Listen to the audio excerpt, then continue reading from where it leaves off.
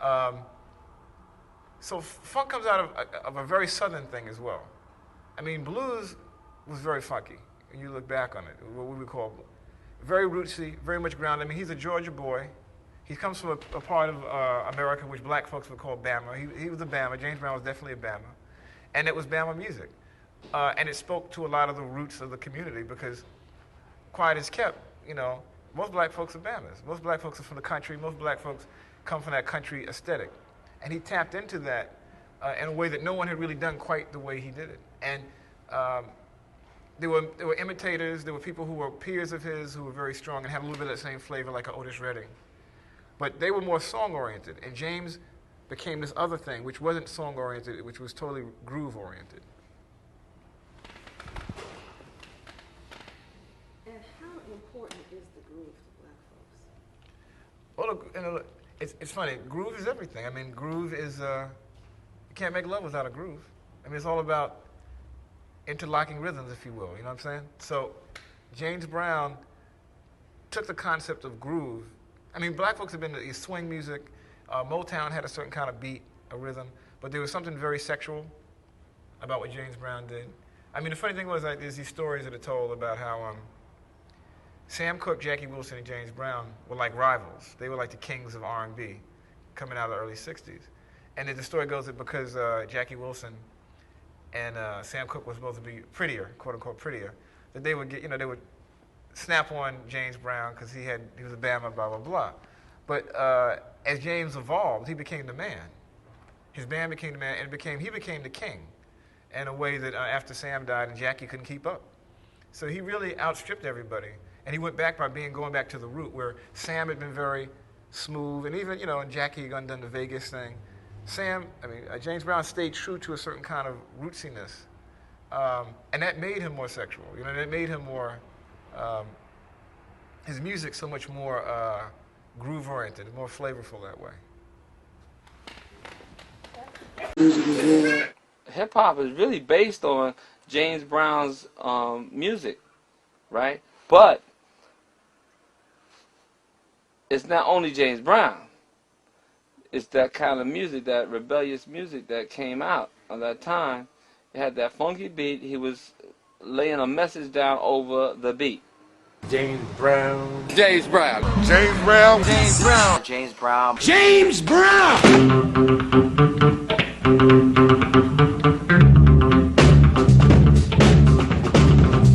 Now, baby, give it up. Ha.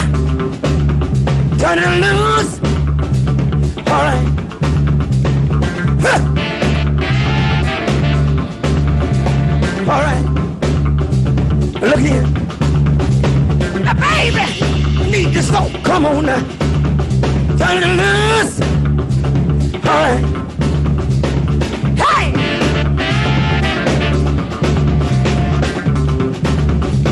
Ah! Hold me tight. All right. Hey, hey. Hey, hey, hey, hey.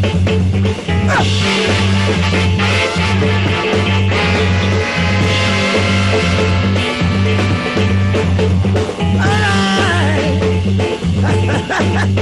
Hold me tight. Ain't no use.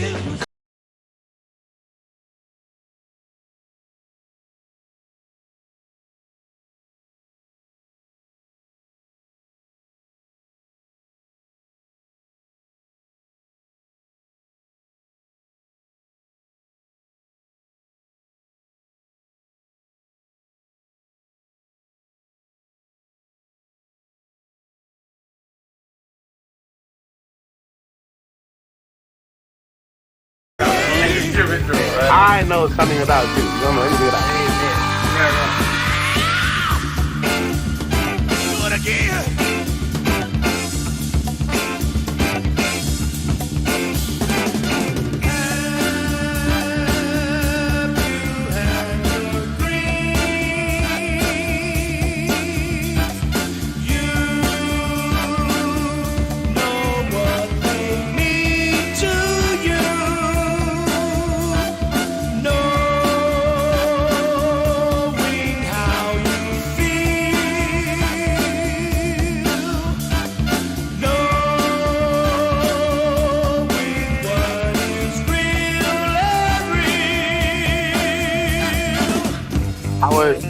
main influence was the Goodfoot. James Brown doesn't even know the effect that his music and style of dance had on people in the Bronx. Jamaicans have one beat. It's not James Brown. Okay. Right? In my opinion, when in a b-boy battle, it should be James Brown. They really say to keep it with the James Brown break. James Brown and those James Brown albums, there's something about that. Those when I would play those, the horn sections, the beats, the energy was coming from so many different directions.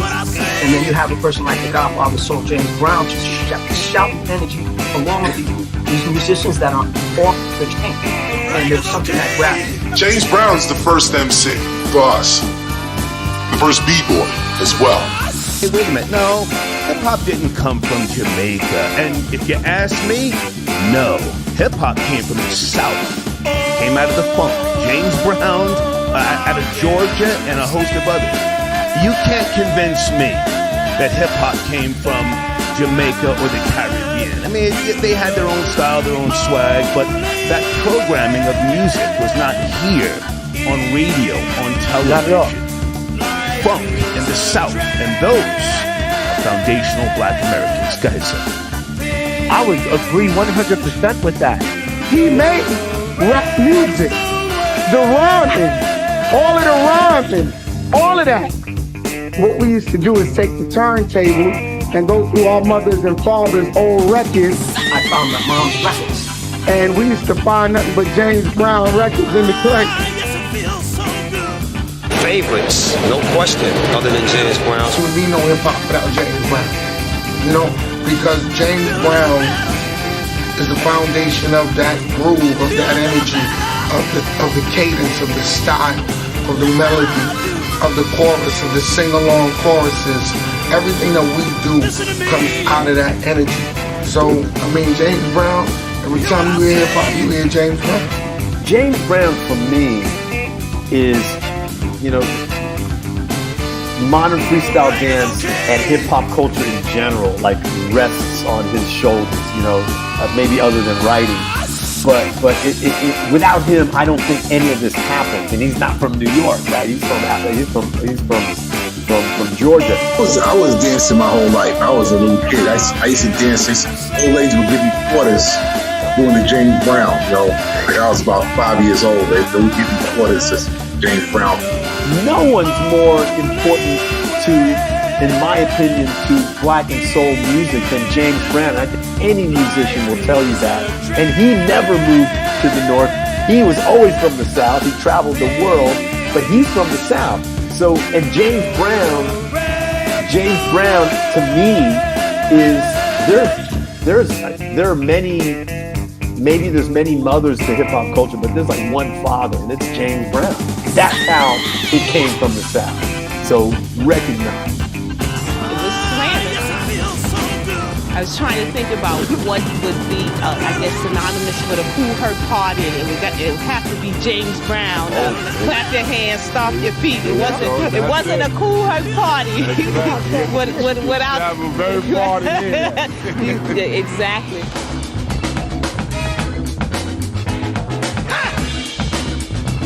All that I would leave James Brown, clap your hands, stomp your feet. That part right there, when the break, boom, I had to come. Just to pay homage, it became a huge hit, but this is their thing. That's how you do things with respect. You don't come over and do something that you see another culture doing, because the root of hip hop comes out of the Carolinas, if we're going to be very honest. That's why many of the B-boys and the DJs in the Bronx, their roots are in the Carolinas. Even the B-boying music, James Brown is from the Carolinas. Some of the first rhymers, they got Pigmeat Markham. He made one of the first records in the 1960s that would be considered a rap record. He's rapping in 4-bar increments. He's from North Carolina. Grandmaster Caz, I think his family's from North Carolina. Melly Mel, I think his family's from North Carolina and South Carolina. One of the first female MCs. Well, everybody black in New York City. Yeah. If you black in New York City, everybody's got family in the Carolinas. That's what I'm saying. Yeah. And so up in the Bronx, the root of that's coming out of the Carolinas. We got that raw sound seemed to appeal to them, you know, the drums and guitar. A lot of records back in time has a really good sound, like James Brown. The beats are just so fat.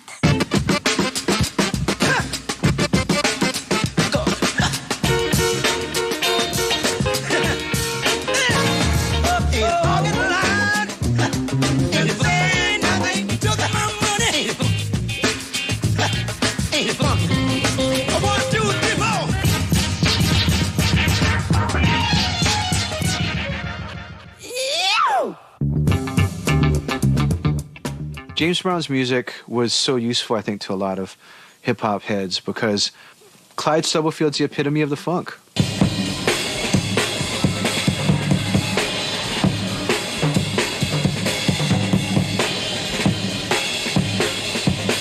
When I sit down, I just start playing a beat, something simple, and everybody joined in. And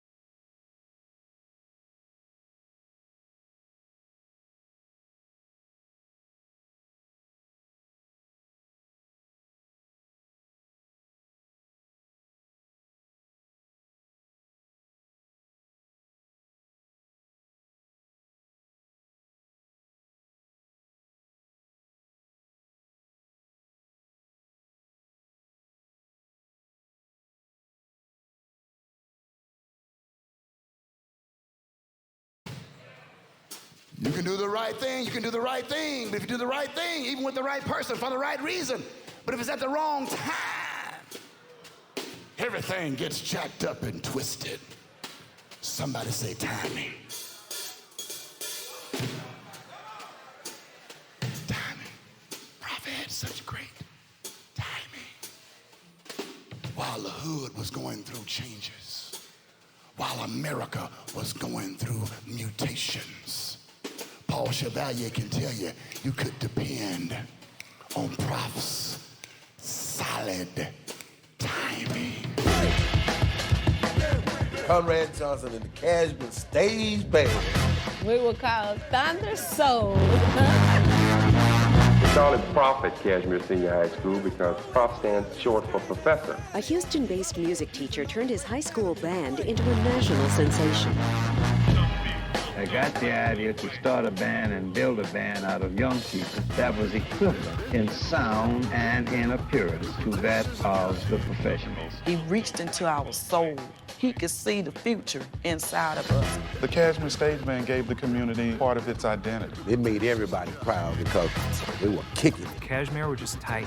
We was the bomb. It was the lit. It was the baddest band in the nation. They made their statement, man. When the Cashmere Stage Band were at their peak, they were as good or better than any funk band in the nation, professional or otherwise.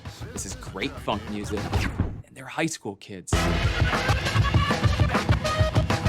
And we were just young people growing up, just trying to find our way. I am somebody. You had people mostly into the Black Power movement during that time. You know, everybody stuck together, and you know you at a black school, so when you came to Cashmere, you already knew. The way you moved, the way you danced, it had to be black. It was sexy. It was afros. It was girls, girls, girls. And they were everywhere. Every time you looked around, there was a guy walking in with a trench coat. Yeah, man. With his hat to the side. Slap me some skin, man. Sunshades. It's all good, baby. Big afro, the blowout kid. Superfly. The Superfly movie took over Cashmere. It was platform shoes. Where you were way up in the air. It was pleated shirts. And the big butterfly bow ties. Oh, afros, after a while, went back. They started combing the afro back and doing what you call the ducktail. Make sure you had your little, I call it herbs and berries, where your hair would shine.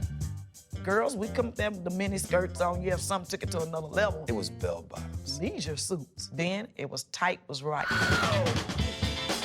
Man, there was not a cat that drove a car to Cashmere High School that did not have his windows down, thumping an 8-track of God only knows that pleased him at that moment. It started with James Brown. James Brown. James Brown was totally doing it for me. Earth, Wind, and Fire. Earth, Wind, and Fire, they were hot. The Barcades. Parliament Funkadelic. George Clinton. Oh, man, don't forget about George Clinton. Bootsy Collins. The Commodores. Cool in the Game. Sly and the Family Stone. The funk. You know, you got to have the funk, man. All that funk, man, it was so nasty. All the music was good to me back then, because those were real musicians that was playing the music. But the benefit is we got all that. These kids are hearing sounds that I know I didn't hear as a kid. At the time that Prof introduced the band to contests, the other bands were all playing similar songs. Tommy Dorsey or Duke Ellington or Count Basie, and they're playing it, you know, like 1 O'Clock Jump. When we first got into the music, we was playing tunes like Summertime. You know, it's a good tune. It's a good tune, but it's a ballad. Well, we was kind of bored with the music, but we wanted to play. Hey, man, Prof knew it was a time for change. And then you had these kids in the band that had all this high energy. You know, they wanted to play funk. Because after rehearsal was over, you know, everybody the drummer started putting the beat down, the guitar player started playing, and then Prof sit there, then he started changing his music. So he started adding this funk into it. He actually took the jazz, because that was our base, that was our foundation, and he added funk to the jazz, okay? And he wrote that way. Man, hey, don't die and go to heaven until you hear that song called Head Wiggle. Oh, man, you talking about a good song.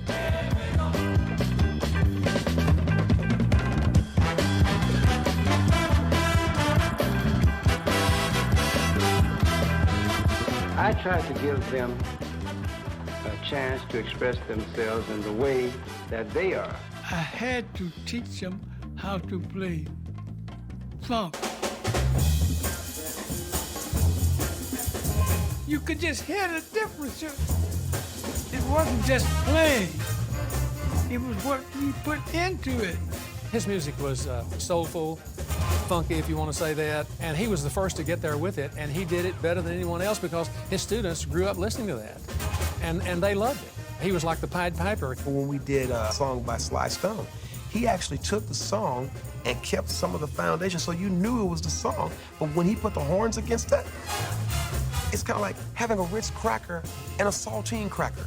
You put a saltine cracker in your mouth and you say, yeah, man, that's cool. But then somebody turns you on to a Ritz cracker, it's like, oh, man. All other bands, they would just say, wow, what is the guys playing, man? Sometimes it seemed like it would hit just so hard. It would just get really, really intense.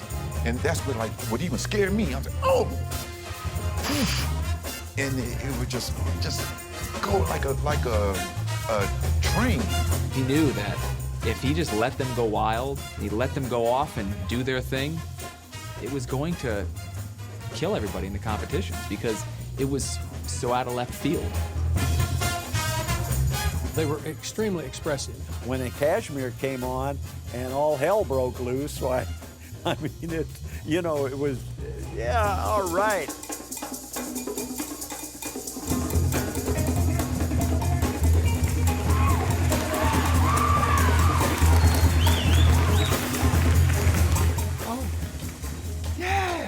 You know, that's the feeling you get from the audience. Oh, yeah. I felt like the music wasn't enough because there were people who would listen to the band who were not musicians. It wasn't enough. So I put the show into it, and no one had thought to do that. When we came on the scene and we started dancing, that what drove the judges wild. Yeah, it just drove the judges wild because they had never seen it before. The trumpet players started moving. You know, they'd have the trumpets. They would turn this away, one would duck, and the other one would bring it across his head. And they did that all the way down the line. Then the trombone players would put their trombones up like this. And see, it was more of a show then. It was a show band. You know, the sax would be doing, You know, they had these movements with the horns, and whether they're playing saxophone or what, you know, and it's like, goodness gracious, how can they do that and play at the same time, you know? We danced while we played and we grooved. The other bands, they were really good. They was technically good, but they didn't have the feeling. See, they didn't have that soul. It's easy to understand why they swept the competitions when you listen to the recorded output of their peers. Conrad's band played music because it was their lives. Those kids lived it. And Conrad inspired them to put everything into it.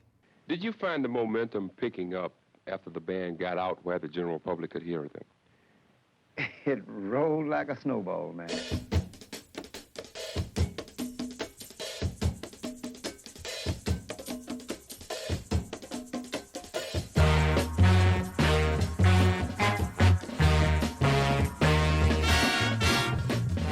Gave us a sense that we were invincible when it came to competition. We were feared. We were a challenge. But they were just good. Not good as in good. Good as in God created the world to be good. They were that kind of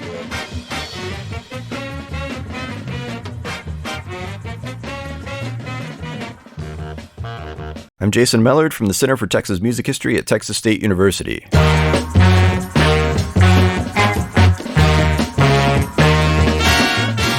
This week in Texas Music History, we learn just how impactful a high school band director can be.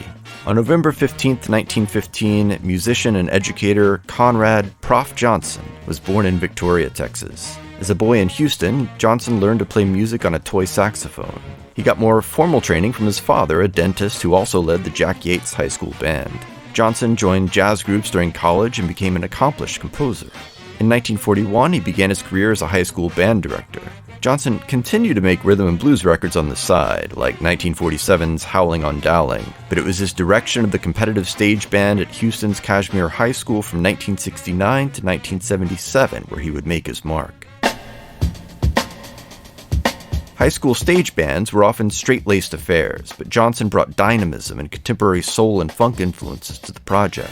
By 1972, Kashmir Stage Band was named the best stage band in the nation. They released 8 albums on Johnson's label Cram and toured the United States, Europe, and Japan.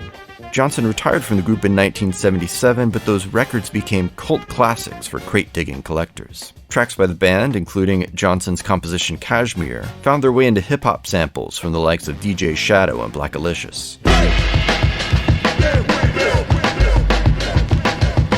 Recurring interest from fans brought the stage band alumni back to Kashmir, as did their desire to thank the 92-year-old Prof. Johnson while he was still around. The Kashmir Stage Band reformed for reunion concerts in 2008, featured in the celebrated 2010 documentary Thunder Soul, and even mounted a new tour. Johnson passed in the midst of the reunion, at peace in the knowledge that his students had taken his soulful lessons to heart. Again. We were all on radio. We were on television. Kashmir High School Stage Band. We were like Hollywood. I'm Ethan Alapat, general manager of Stone's Throw Records here in Los Angeles. I'm also the founder of Now Again Records, the reissue company that I started to archive music that was recorded between, 67 and 76, kind of like the prime of the funk era. You can see other pictures of the Kashmir Stage Band in there. It's one of my favorites right there. Conrad believed there was no reason why a kid couldn't record and release music as good as professionals. It was just an abstract goal of committing to record incredible music by 16-year-olds, even if it was only for the people in the immediate community to listen to. It just so happens that it's now spread all over the world. My name is Josh Davis. My DJ name is Shadow. The first time I heard Kashmir's music was actually on a tape compilation from a guy who sold funk records in London. It just said, cash register. To me it was like, yeah, this is the type of groove I like. It was rugged, I just thought it was a funk band. Never in a million years would I have assumed that they were just music students. Like a cash register, gonna be rich.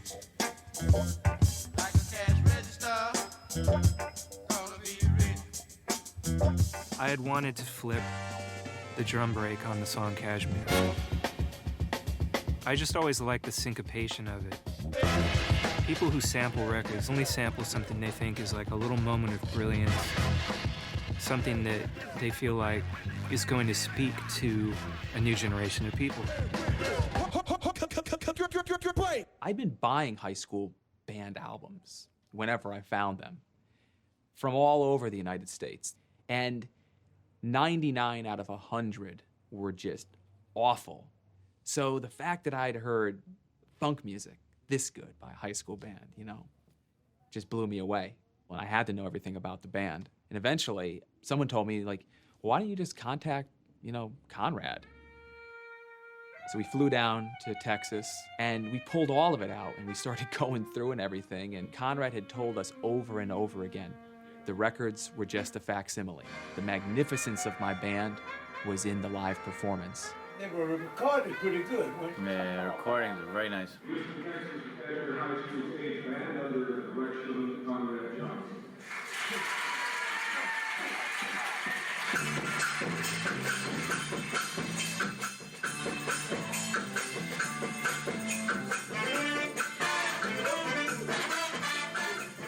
The live performances, the band were what killed us. They were just unbelievable. Talked Conrad into doing a double disc set. 1, the studio recordings, 2, the live recordings. All funk, no filler. We called it Texas Thunder Soul. Whose idea was it to actually do the funk song? Me. It was. See, look, it's just what goes around comes around. We all thought that, you know, we're gonna get a couple thousand pieces out there and maybe we'll break even. And it was incredible to see the response. It was like middle-aged white people all over the country all of a sudden went out and started buying this CD. You like that? Oh, and I called up Conrad and I was like, you're not gonna believe this, but we went from being like number 3,000 something on Amazon's top sellers list to being number 3. And we stayed up there for an entire weekend with this band, you know, that hadn't recorded anything, you know, in over 25 years. So you were listening to James Brown and all that stuff? Yeah, we got one on the James Brown on that. Well, what amazes me is that when you were doing all that stuff, you were already 55 years old, you know? Yeah, I was. He was sleeping there.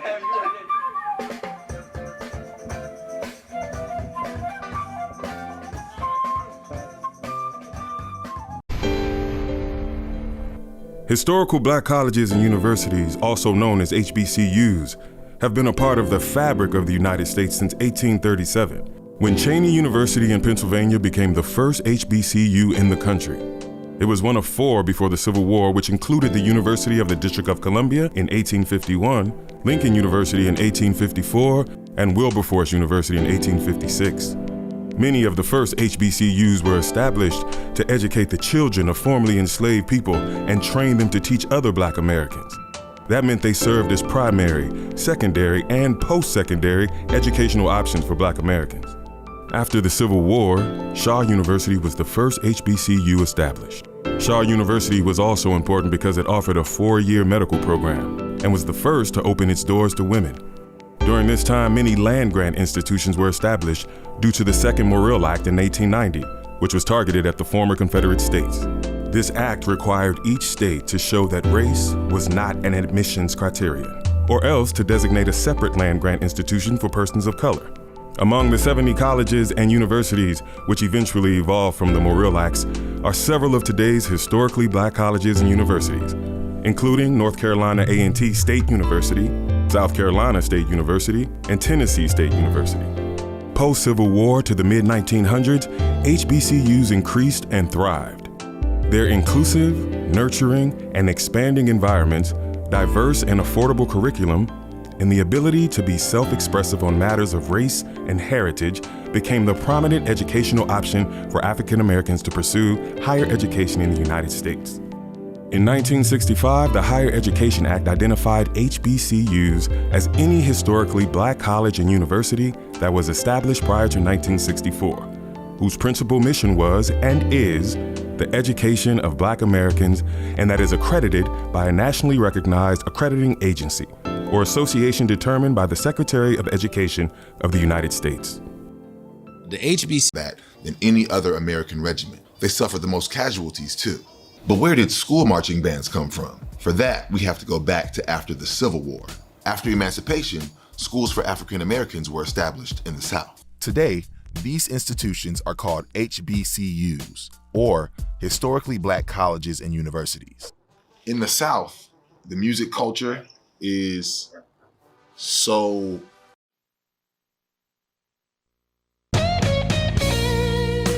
The mighty Mississippi flows north to south. At its terminus, the river flows through both Louisiana and Mississippi. It is here that much of America's music was born. The South is known for a rich tradition of music, primarily African-American music. We grew out of an African-American experience. We grew out of blues, rhythm and blues, jazz, gospel. And you already know the Mississippi Delta, the birthplace of the blues. And right down the street, down the river, New Orleans, the birthplace of jazz. That is a true American art form. That's the only thing that we can say America has given to the world of music, as jazz, blues, gospel.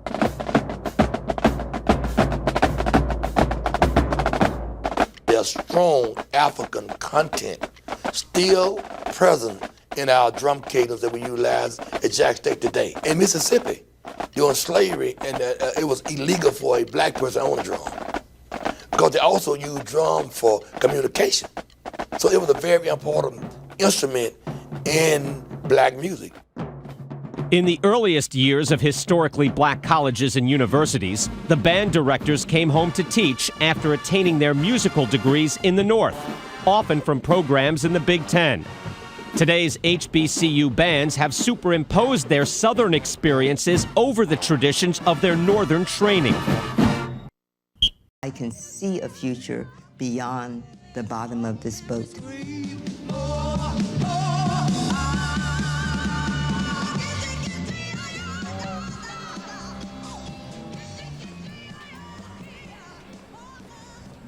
In the late 40s and early 50s, there was the Great Migration of Black folk leaving the South, escaping the South. A lot of families moved from the South to the North because they saw a future in the North that they necessarily wouldn't have down South. It was about building something new, and they could see that in the North.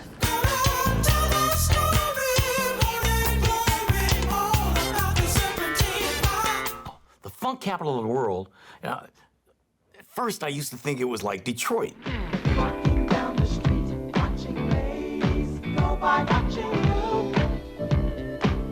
The funk capital of the U.S. is New Orleans. Maybe DC.